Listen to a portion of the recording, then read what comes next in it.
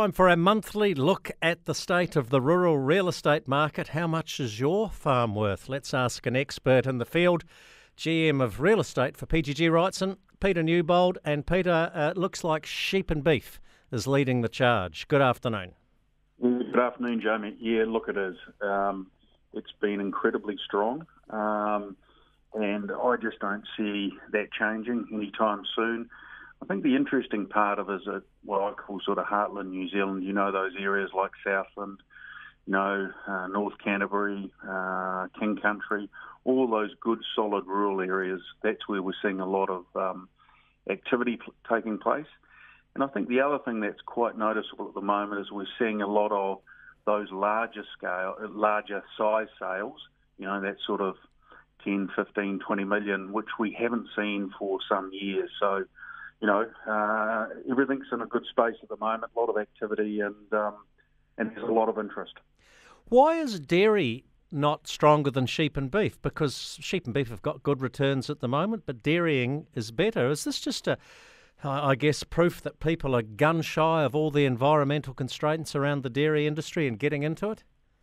Yeah, look, it's definitely picked up a lot from what it was. So, sales are taking place, but versus sheep and beef, probably not to the same level. I think there's probably more to do from a due diligence perspective when you look at the dairy piece around what you just mentioned, compliance and the like. So, there's a lot more work to be done before you make a transaction when it comes, when you sit back and look at a dairy operation. So, yeah, it's just slowly building.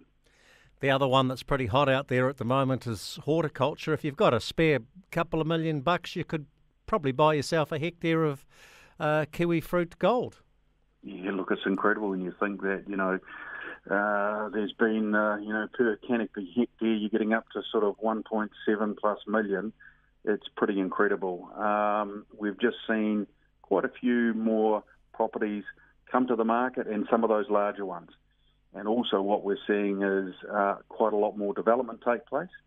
And it'll be really interesting to see what the licenses are coming up in this next period. But definitely a lot of activity. And I think the other thing which is noticeable again, sure, you're getting those mid-sized sales, but you're seeing a lot of those larger sales come into play. And so, that's a pretty strong indication that there's a lot of interest. Lifestyle blocks. The poor old Aucklanders, they've literally had it tough for the past few months. In fact, going back to the August lockdown.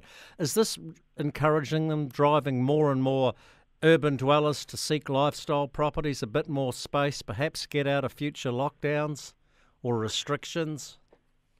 Yeah, look, it's really noticeable. We've had, people who are based in and around Auckland who have purchased in, for example, Te Anau. But definitely there's a big swing from people sitting in those, your Aucklands or your Wellingtons or your Christchurches moving out into the country. So, from our perspective, I'd say a lot of the purchases are actually not from that area. They've come from, let's say, Auckland and moved into Cambridge. And so it's a really strong marketplace. There's, I'd say, a limited supply of listings. So that's a good, healthy space to be in. And, when you look at it, and some of these areas are wonderful communities to go into.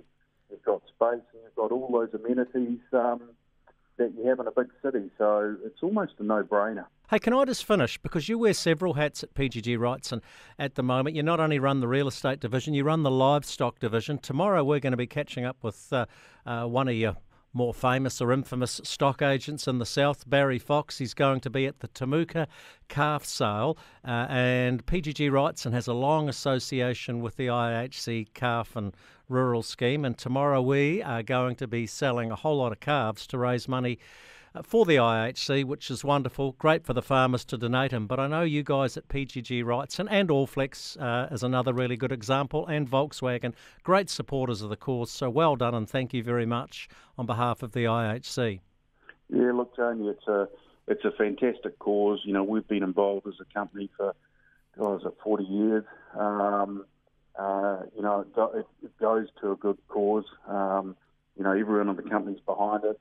And, it relies on the farmers out there supporting it as well. So, yeah, it's a great charity, and, it's good that we've got so many people into it, like yourself, which support it, and it's going from strength to strength. Peter Newbold, GM of Real Estate for PGG Wrightson and Livestock. Thanks for your time. We'll catch you next year. Hey, thanks, Jamie.